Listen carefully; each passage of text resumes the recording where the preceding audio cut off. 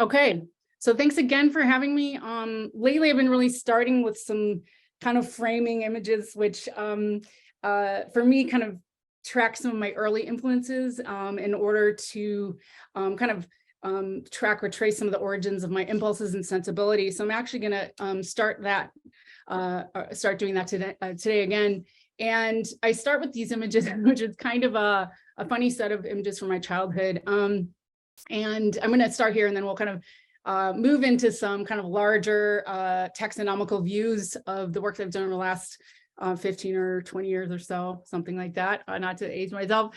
And then I'm going to kind of near the end, kind of go into some projects in depth. So bear with me as I kind of move through some of these things rather quickly to kind of provide a texture and kind of a larger landscape. So I'm kind of starting with this big omnipotent view. So I'm starting with this pairing of images, which I think for me, I realized is helpful to kind of define an arena in which my artistic and research activity takes place. And of course, as we kind of make work over the years, we sort of figure these things out. So I was, like Harlan said, I was born and raised in Chicago, which I'm actually tuning in from right now. And I actually trained as a competitive figure skater from a very young age for about 12 years through my childhood, which was a combination of ice skating, compulsory figures, but also stagecraft and theatrical performance. And this is a really big part of my life growing up. My mom was an artist, but also worked as an ecologist and exposed me regularly to her study in terms of botany and the natural worlds of flora and fauna. And my dad was a painter and a photographer, and you're going to see how all of that has kind of made its way into my work over the years. He spent a great deal of time with me helping me build props for theatrical outings. So what you're looking at, sorry to describe the photos, on the left, I'm actually dressed for the role of the Rat King, which is an on-ice production of the Nutcracker. And by the way, you'll have to imagine the paper mache faux fur kind of rat headpiece that goes with this costume. It's not on in the image. But on the right, in contrast to this fictional animal character, is a picture of me attempting home taxidermy, where my cat actually killed a bird and became very interested in taxidermy. And the cat left the bird on the doorstep, and this became kind of a project of mine. So I show these two images together because I feel like parentheses or some kind of parenthetical kind of framing of my work. And I like thinking about these as summing up these major components of my sensibility. So theater, athletics, anatomy, and forensics. So keeping those four words in your mind throughout the talk today is, I think, helpful because you'll see them come up over and over. And of course, these can take dramatically different forms throughout the work.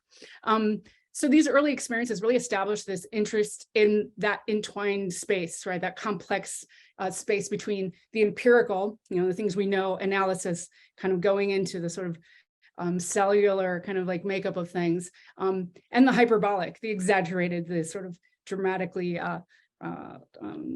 performed. And so to this day, I use these conflicting devices, and you're going to see this. So scale, exaggeration, mixed together, sometimes indiscernibly and sometimes very clearly, with objective and post-mortem analysis.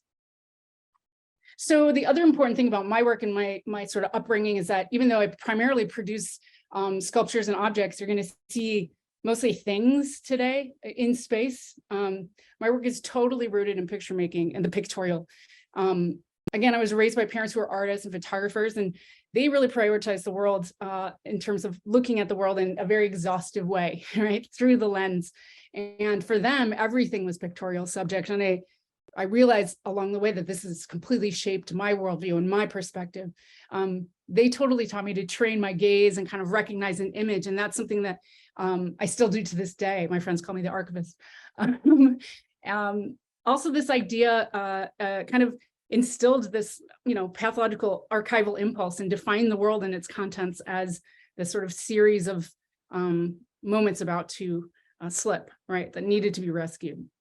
So what you're looking at is on the left, an image of me and my mom in our family darkroom on the north side of Chicago. And on the right is one of the first photographs I made at age 4 using a medium format camera. I got access to cool tools as a young kid. So, okay, so I consistently use a couple of major modalities. I wanted to kind of quickly sketch these out. And again, I'm not going to talk about these individual pieces because I've done that a lot in the world. And so I want to kind of just kind of sketch them out. And then I'm going to go deeply into some other projects near the end. So one modality that I work in that is maybe most familiar is working in scale shifting, building monuments to specific artifacts through a kind of forensic recreation. And this is something that comes up again and again. It's a way I enjoy looking and kind of understanding something. So in these pieces, I kind of anatomically take apart or disarticulate objects and forms and recreate them at usually at large scale. I realize you don't have a reference here. You'll see one in a minute. But these works are in part materially influenced by professional experiences and muscle memories developed working as a textile designer and then also a prop maker for the movie industry. Those are two spaces that I worked in over the years in various ways. And those things have kind of instilled this way of kind of working through materiality and also informed my production techniques. When I moved to Los Angeles in 2004, I was introduced to sort of the world of, the movie industry. So working with prop makers and effects specialists and have since collaborated with folks in those spaces for a long time. Here's a scale image just to give you a sense of that. I'm always thinking about the body as well. This is something that we'll talk about a little bit more moving through the pieces. In terms of the scale of these pieces, there's always a direct relation to the body.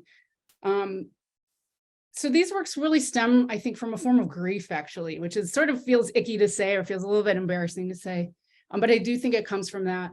And this idea of a sort of unrealistic compassion in response to loss.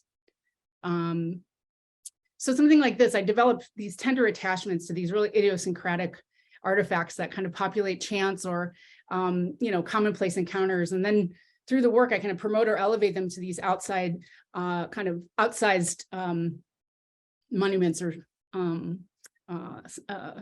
they give them a new status, I guess. I'm thinking about them as something more eternal or insistent or sustained, right? So somehow scale and that kind of monumentalizing changes that for me. There's a more a sense of permanence. But for me, the use of scale shifting really isn't intended to create like a change in the power relationship. That's not particularly interesting to me.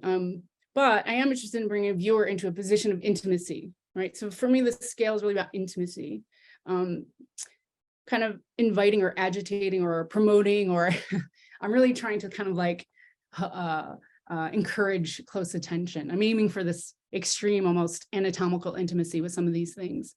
And so it take a lot of time looking, right? So going back to picture making. Another important thing to say about this kind of way of working, right? These singular artifacts, which are never singular, by the way, and you'll see that in a minute, how these end up getting embedded into other tableaus of objects and images and things and spaces. But another important part of these is that these works are really connected to image production, not just in the sense of some of the ways I mentioned already, but in terms of scaling, but also objectifying or pictorializing through a sense of self-conscious frontality. So you'll see in this image particularly, this sort of kind of very,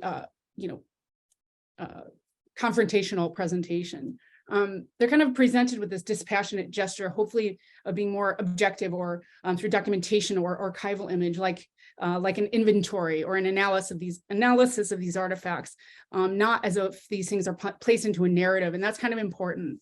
I think of them as almost like continuity photographs or forensic images, which have this kind of coolness to them, right? They're not kind of meant to have any outward editorial position. They're really meant to be about kind of documenting the existence of this object as if it played a role in some larger narrative that we don't have access to. And the sense of looking, right? The sense of looking at something like that is sort of built into the presentation. Which takes a little bit of repetition, I think, to see the pieces, to sort of understand that that's an intentional kind of part of these, that there's sort of an implied frame that we're kind of seeing this kind of presented this way. So these are just some details of the sort of forensic recreation of this garment.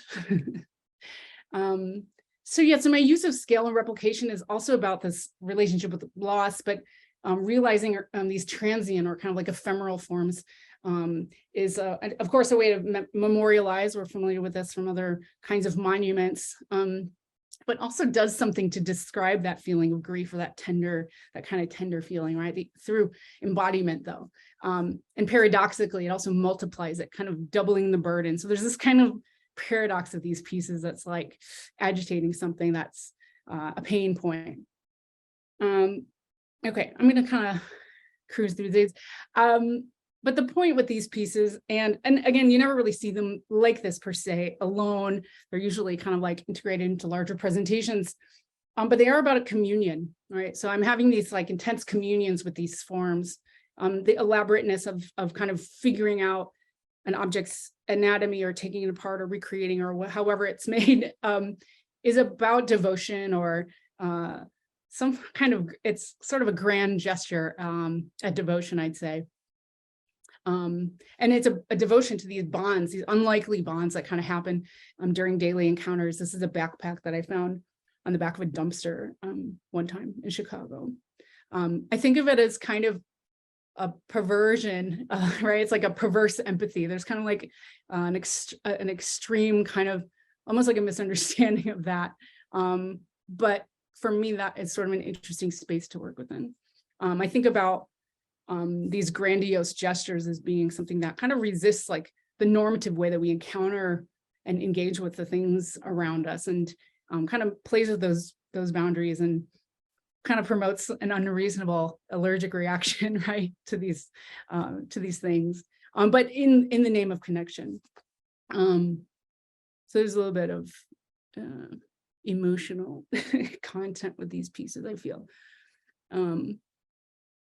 Okay, so going back to this picture, I showed you the image earlier with my mom in the dark room, and I just wanted to touch on this piece because this is perhaps the most quintessential example of this way of working, which is this object that I made in 2012 called Omega. And this is a large-scale fabricated sculpture of the Omega D2 enlarger in the image for you photo nerds. You'll know what I'm talking about on the left. But I produced this sculpture for a survey exhibition of my work, and by the time I did this survey, I'd been making scaled objects for some time, so I was a little bit trying to poke fun at my own kind of sensibility on one hand. But, you know, for me, creating a monument to this object was this very specific way of memorializing, you know, the formative origins of my creativity. So I grew up with this object, right? The personal muscle memory was embedded in it. I knew every contour. I could almost do it by memory. It was almost like a monument to the memory of it, even though I had the actual object. And I know this form so well. So I was interested in that. And so, you know, I knew what this object was and what it did, and sort of developed my own way of seeing the world through this object before I even knew what art making was. And so this piece also acknowledged my own chronic use of scaling. This was the exhibition it was kind of embedded in, sorry.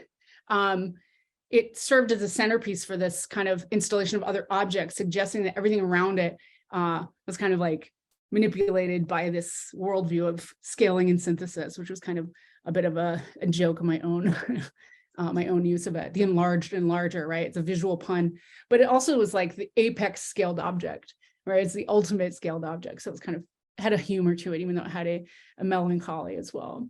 I was also interested in the naming convention of the word Omega, which we don't have time to get into, but taken separately from the brand name itself, signaled an end or a closure or something to do with mortality. So you'll probably guess that I think about that a lot. I'm just going to show you a few images of the details. And I made this in collaboration with an incredible prop maker named Lawrence Pullman, who became my chief collaborator for many years. And we talked day and night about objects being made with a resolution of a photograph, and how objects can be sensitive to the lens. And so prop making became something that was really interesting to me as a way of making sculpture. It proposes a totally different relationship between objects and time, right? Something as a prop only needs to last for a certain amount of time, or it has a temporal relationship to its setting or its lens or which way it's being filmed from. And so I became very interested in that. And so to make this object, we took the whole enlarger apart and made every single part very slowly, which is, of course, like a slowing down of the object as well. So this is what I mean when I say anatomical, right? It's like really understanding everything down to its details. And this, you know, indiscernibly in these photographs, you can't tell the difference between it and the real thing.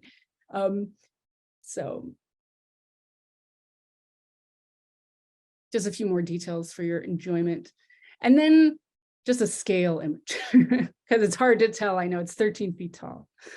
Okay, so moving forward, I wanted to just talk about another modality that I work in, and I'm not going to go into these pieces in detail because there's too many, but I do want to just talk about installation as a mode of working. And so installation for me is writing, and it's also choreography. Installation work for me is it's my favorite way to work. And oftentimes you'll see that the larger objects that I make are actually designed or kind of conceived to be kind of set into these tableaus. And so for me, these are these imagined ecologies of made and found things that are meant to be read, not kind of like interpreted as some kind of like as sentient objects, right? It's meant to be read as a series of kind of gestures that are relational to one another. So just a few images there. I'm interested in this idea of ecology or the constellation. That's another way that I describe these pieces. And they're very much linguistic, like I said, in terms of the way that they're these families of forms and images, but they resist, I think, a very specific coherence. I like thinking about these works as like para-narratives, right? Or like something that's parallel to a dominant narrative. They're almost like sets of footnotes or codes or annotation or things that we can't quite necessarily, get a clear read on, but they're clearly kind of based on a structure or a logic. There's a logic, but that's not necessarily revealed in these pieces. And I love working this way. And so they're speculative kind of archives, right? You kind of leave not with the informational. These are not informational pieces. They do not inform, but they give you a sensation of reading, which is an interesting thing. It's fun to talk about. So a few more of these. They're often really fragmented, right? And so the conditions of these environments are intended to suggest these connective tissues between things. And the connective tissue between forms, but I'm pretty coy about not really giving it all up. That's part of the fun.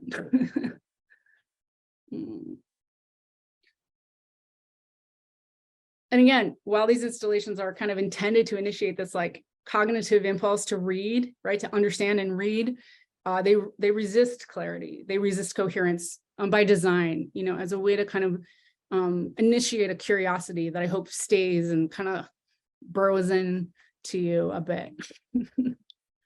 And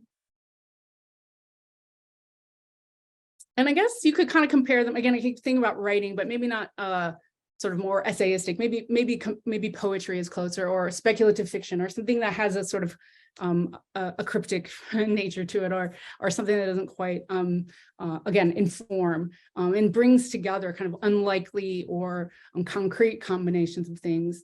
So it's kind of like non-linear storytelling, I guess.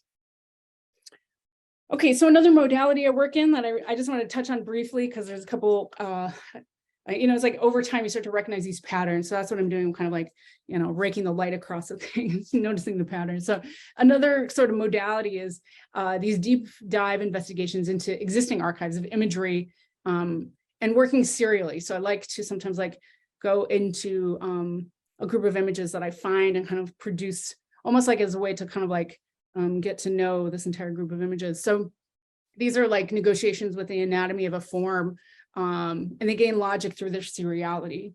This is one example, which is a series of cut canvas pieces I started in the early 2000s.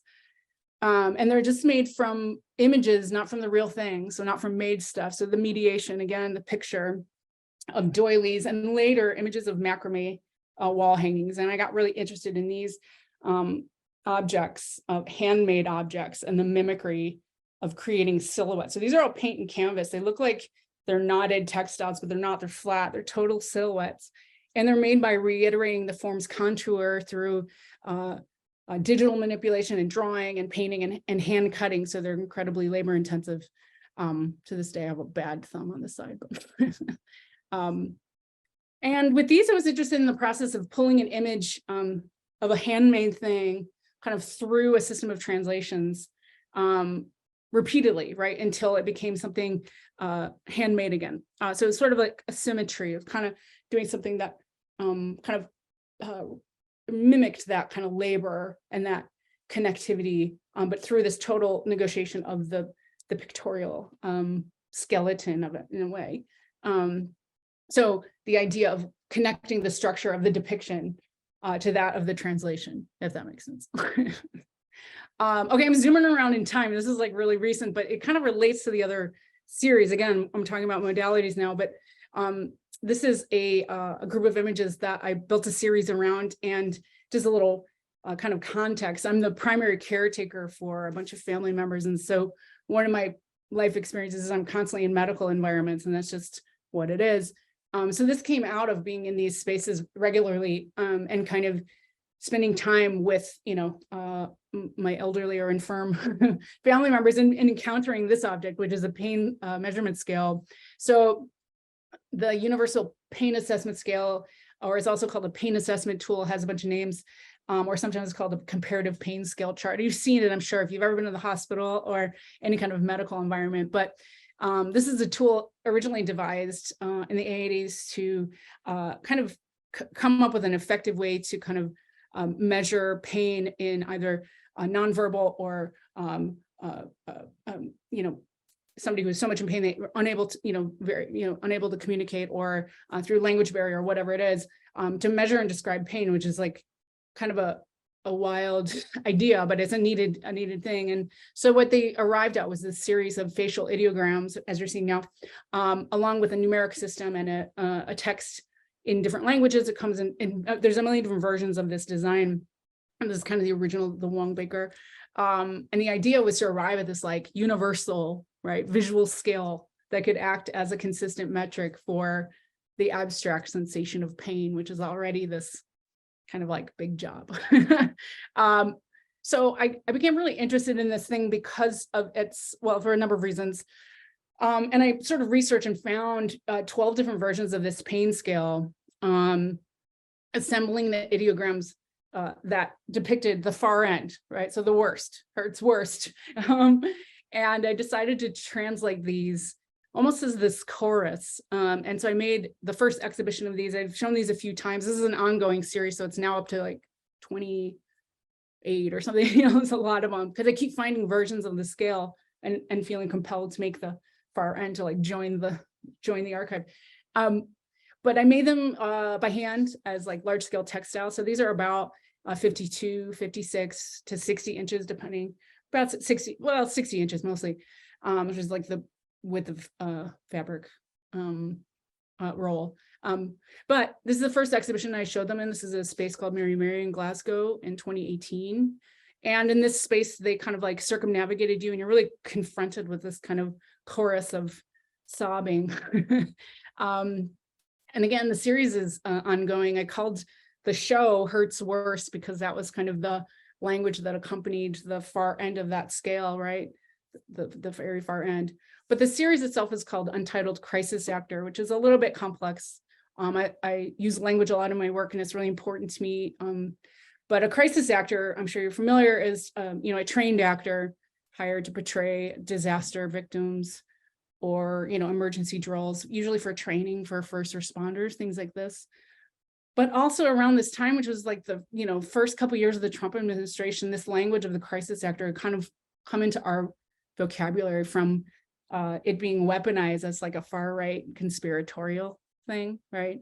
And so it was incidentally like this language was circulating around this artifice when that's addressing something that is a crisis. So I was thinking about crisis and thinking about having a personal set of crises while there's also this national global crisis happening, this kind of like idea of like the artifice of this, right? This is an ideogram that's meant to kind of reflect the most intimate feeling you can maybe have, right? The sensation of your bodily pain being reflected in something generic. So this kind of weird combination of artifice and intense authenticity, I was like really interested in kind of like creating this complexity. So, the impossibility of measuring pain measuring something like pain, the abstraction of that, right? Like, what does that even mean? It's so subjective, like what that kind of feels like. How can you develop a metric for that? It's kind of an impossible problem. But again, this incredibly personal sensation with this generic. I'm also interested in the very slippery positionality of these. So there's like this, very real, murky, kind of like, emotional content in these that had to do with going through a bunch of really hard stuff at the time. But also there's this kind of analytic position with these about subject-object positionality, right? Where the facial space of expression, is kind of meant to describe an interiority. They're also intended to reflect the subjectivity of the viewer. So they're kind of like prefabricated mirrors. So I'm interested in the way that these function that way as an artwork, right? Like, who is the artwork beholden to express itself to you, or the artist? Is it a reflection of the artist, or is it the subject of the viewer, right? It's like all this kind of twistiness. I love playing with that space. So these are real roughly made textiles. Are all made on an industrial sewing machine very quickly to kind of give this sensation of that frenetic falling apart exaggeration as well. And I should say, these are also funny. There's like, I'm really into the tragicomic kind of like combo. So like, while they are sad, they are actually also funny, obviously. Okay, moving forward, I also make public work, and I'm not going to talk about these because there's no time, but I just want to touch on it because it's like a zone and a space that I'm interested in and thinking more and more about. And I'm going to be doing some more public projects coming up that are classified, but I just like to talk about public, making work in the public space because I'm really interested in it. For its kind of communalness, the idea of monumentality being already a given in those spaces, right? That messes with my kind of use of scale, which is usually kind of contingent upon interiority. And so it's a super challenge for me to kind of play with the space where monumentality is expected. And I think about that a lot. And so this is the MCA Chicago in 2013, which was based on a found set of photographs. So again, the pictorial. This is the character and shape of illuminated things, facial recognition. So this is based on that other work, a digestion of that other work after in its digital afterlife, after it had been consumed and recirculated on social media and other spaces through the smartphone. So this time I added a facial recognition box. So my work is very recursive and very responsive. So it responds to the site and it also responds to itself. There's a lot of refraction and mirroring happening constantly. This is another public work that I did in Basel, Switzerland. This is called Untitled Findings Access, and I made these large-scale keys that were all keys to cultural institutions in the location where you were walking. So you would literally like walk and you would find a key. And if you could sort of figure out how to rescale it and I would open the museum that you were standing next to. Nobody really knew which one went with which institution. There was not a security breach, but I loved this idea that, separated from its like logic and its, these things were, these keys were kind of like, could give you access to the entire community, and also became this exercise of getting these places to trust me to scan their keys, things like this. But anyway, these were all scattered around the ground. This is a keychain, and then a bunch were scattered around the ground. So you would walk and it was like a pedestrian kind of experience. You would find a key on the ground. And there were several of them scattered throughout the Parcours location, which is an outdoor thing. So it was kind of site specific to that. So it kind of looked like that. And then, okay, going back to modalities, one more that I just want to talk about before getting into some specific pieces is this idea of making work with performative engagement. And this has been something I'm doing even more recently. So recent, I'm not even going to talk about it today, but performativity, like going back to my performance background, which always finds a place, but not in these like literal ways. So typically you're not watching me perform ever in my work, but the idea of the performative is always present in the work, I think, but specifically in these pieces that are authored or choreographed for that particular reason. So performative engagement and activity based on activity-based choreography. So performing a set of tasks or a set of labor or production inside a space for like a durational time. So these are kind of like these time-based relationships and contracts of intimacy with form. So I'll go into a space and do something for a period of time. So I'm working on site or sustained engagements with production. So this is Yerba Buena. So this was like, you know, I think a month of being in the space producing this set of paintings that resulted in this negative set of negatives, for example. So these longer term things where we're myself alone or with others are kind of like performing something. Again, this is the University of Texas, Austin, 2011, where this was open to the public, and we produced these 3 versions of the blank. So we stretched blank canvases, we made blank sheets of paper, and then we made empty vessels. So it was called the Untitled Nothing Factory. And we did it for a month until we finished, and then the show opened. So here we are doing all that stuff. And again, these are speculative, right? Like, so these are open to the public, but they're not performances per se. This is what the show looked like, and that was up for a month. So a different thing, sort of crystallized objects in space, in which you can kind of like anticipate or think about what had taken place in this room. So almost like a, you know, a frozen, you know, production site. Okay, so I want to talk about 2 projects in which a little bit more in depth that I've done relatively recently that kind of think about these like theatrics of labor in a little more detail. And for a long time, I've been interested in inversion as a gesture, and also time as a material. These are 2 things that I've been kind of super taken with for some time. So these images are 2 references which inform this next project. And on the left is like a stock image of inverted pockets, which I'm sure you're familiar with, which is this widely understood symbol of bankruptcy, right? Popularized during like the Great Depression, right? It's called the Hoover flag, but also, you know, kind of perpetuated in mass culture. You know it from cartoons and other things. It's sort of a symbol at this point.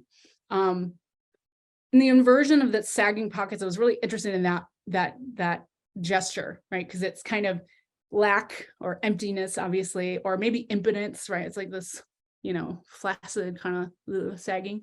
And then on the right is this really amazing object called the barbershop clock, which is designed with the numerical graphic, right? So the actual graphic of the clock and the movement, meaning the mechanism inside, are backwards to be viewed in a mirror while you're getting your hair cut. I was obsessed with this clock. It's like, this is amazing. And just thinking about what that thing was kind of the impetus for this whole exhibition. So the idea that this clock told time forwards and backwards had something to do with the inversion of these pockets. And I was thinking about these 2 measuring devices, right, which describes through inversion. And so at this time, I was becoming also increasingly, I'm going to say this somehow say this nicely, but increasingly suspicious of my own participation in models of artistic production that linked value to hyperproductivity. And so this was my little way of like needling, you know, the art market and some other, you know, mechanisms I was participating in, to kind of think about ways in which hyperproductivity was fetishized, right? Like being so productive.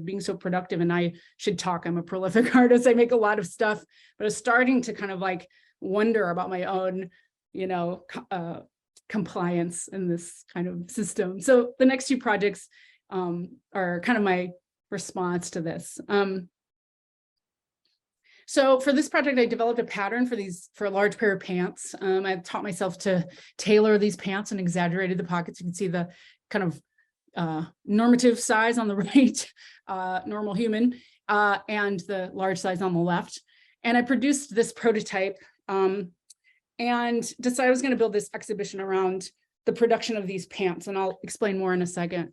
I also created a video of that barbershop clock I just showed you. And to make this, and this is easier said than done, we shot a 12-hour real-time shot of this barbershop clock functioning, and then sped it up to an hour. So to give you a sense of what that looks like, I'm going to play a clip for 1 sec.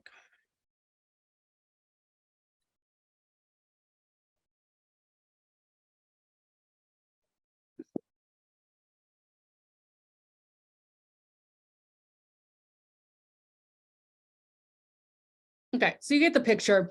It moves quite fast, right? When you compress that period of time into an hour, it speeds up naturally. So keep that in mind, because this is sort of some of the quantum stuff that I'm tampering with with the exhibition.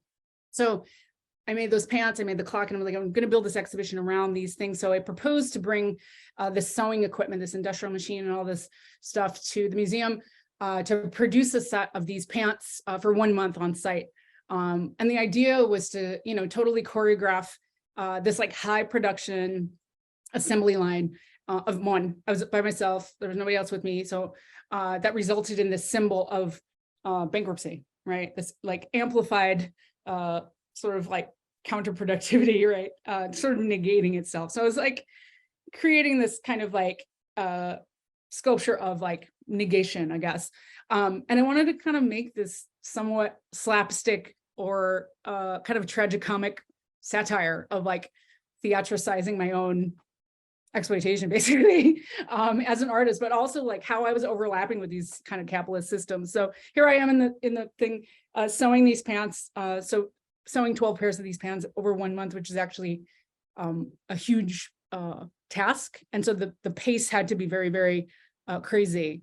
And so for the duration of the month, I created these garments and also documented. So there's sort of a documentary part. So I'm kind of playing two roles. I'm the artist producing, I'm the documentarian kind of documenting myself do it. And then I'm also saving production artifacts throughout the project to kind of like, have souvenirs of the production along the way. And so I got very taken with some of the systems I was developing, the pinning and the layering. You can see there's different pockets going on. I made my own instruction manual so that I could, make 12 of one thing, and then the next phase. It was like quite like I'm developing this production line. And so for the final exhibition, so this is at the end of the month, right? I've just made everything here, except for some of the furniture. I displayed the pants along the walls here that had these niches. So there was like the sense of repetition that was mimicking the architecture. This is the Vleshaal Contemporary Art Center, which is an extraordinary building, obviously. Very hard to make something from this space. But at the end, that video that I showed you kind of looms at the end, right? It's kind of going and going, creating this sense of urgency, anxiety, and reflecting back into the mirrored tables. So each of those tables have mirrors on them to kind of like recreate that barbershop kind of effect. And of course, it's not literal. I mean, it's not like making a perfect image, but you can see that it's kind of reflecting back. And then all the artifacts from the production are like theatricized in that space. And so it's very much like it's not like a messy production space. It's like almost like a dramatic reenactment. I traveled this show to 2 locations. And so or 3 locations, and the second location was in Germany, in Bonn.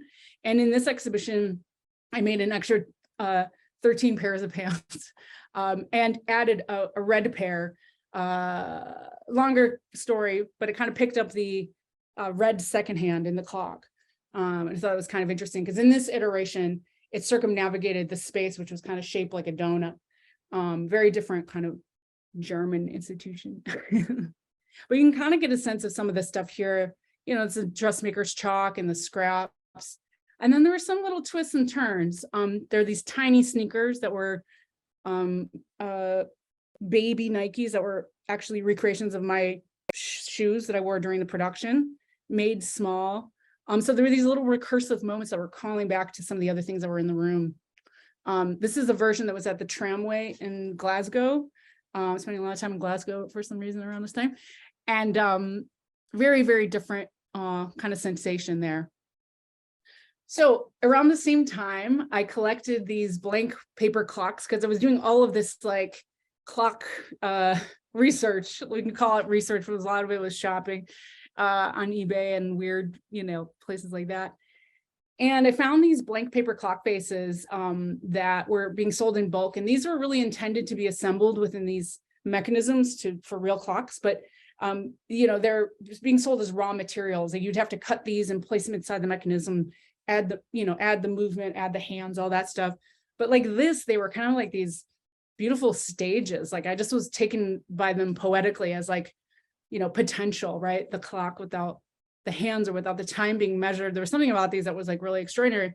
So I decided these were just interesting surfaces to allow accumulations of my just like everyday stuff, life, art practice, whatever, notes, scribbles, food, just everything as this almost like a you know, placemat for everything I was doing. And I became very compulsive about just carrying these around, and made a whole stack of 100 over like a year.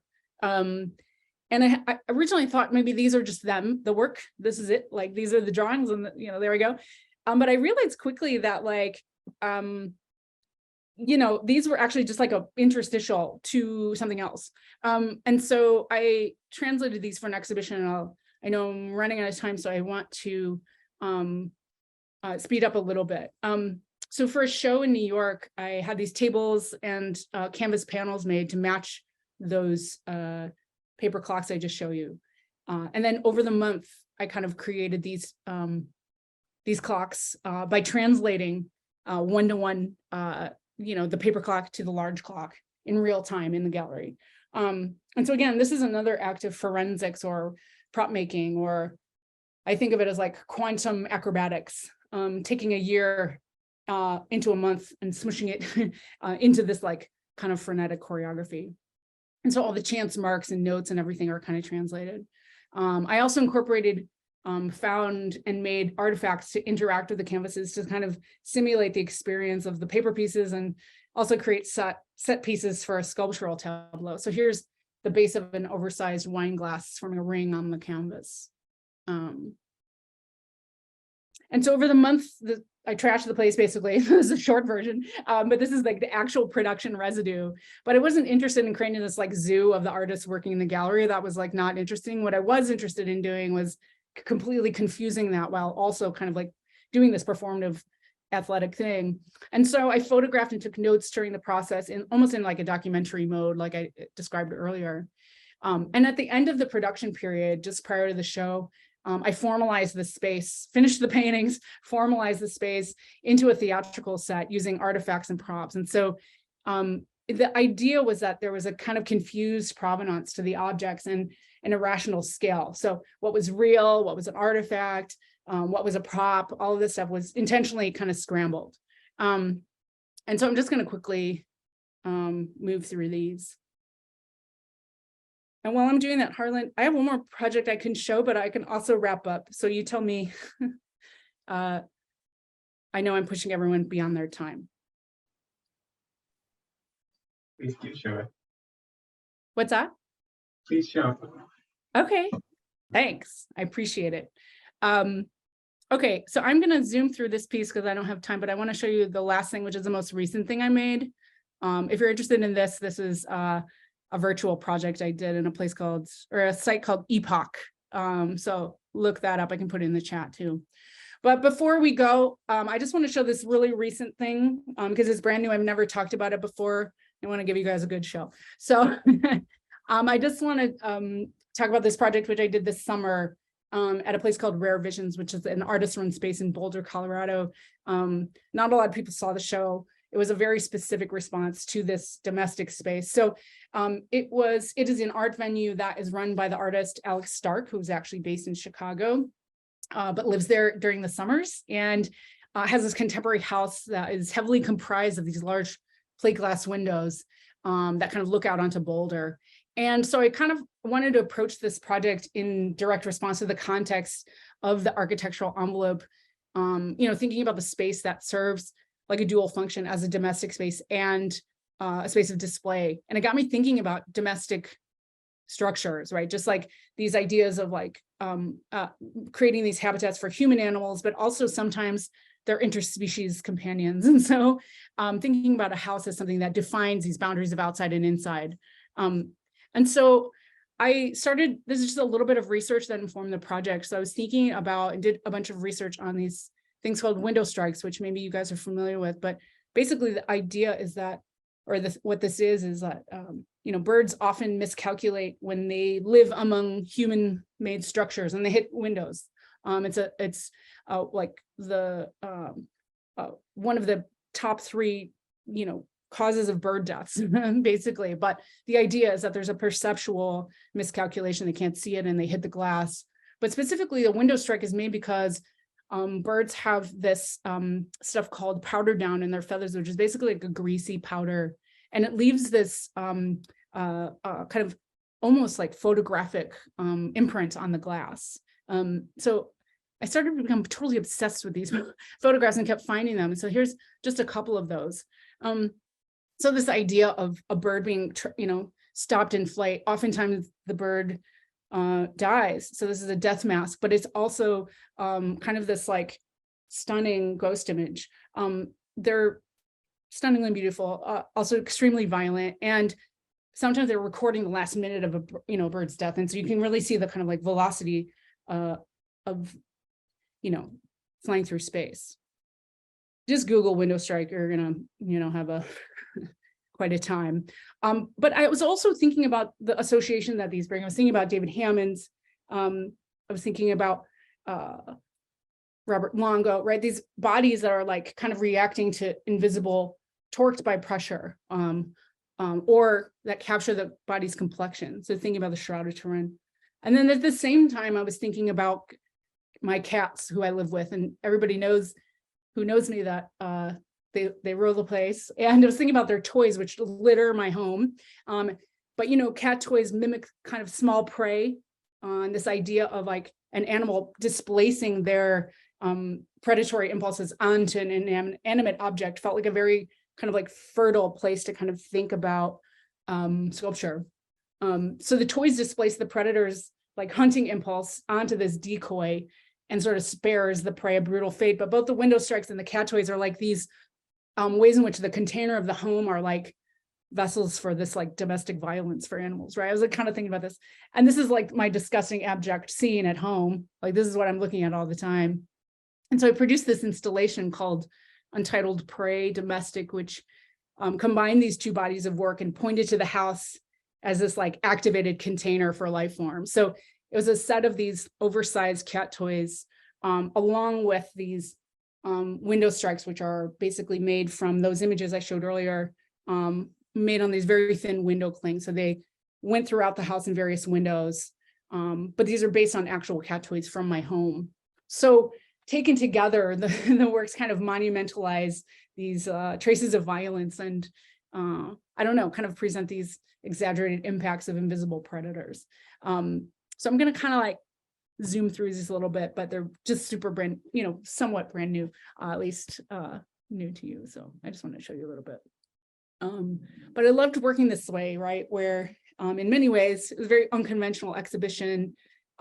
Everything was sort of just installed along with the things inside the home. There wasn't a lot of like, creating it was responsive entirely to the domestic space. There were several in the other upper windows.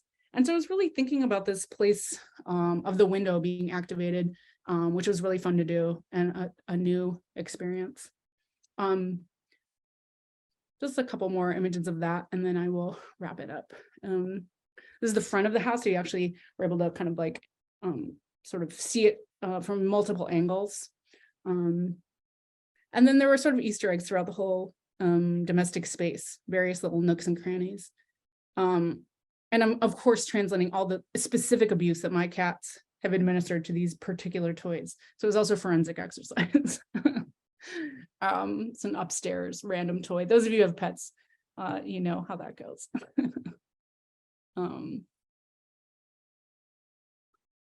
And then the one thing that was really beautiful about that too, and the last thing I'll just say about this is that because the home was so dominated by glass, that light was a major component.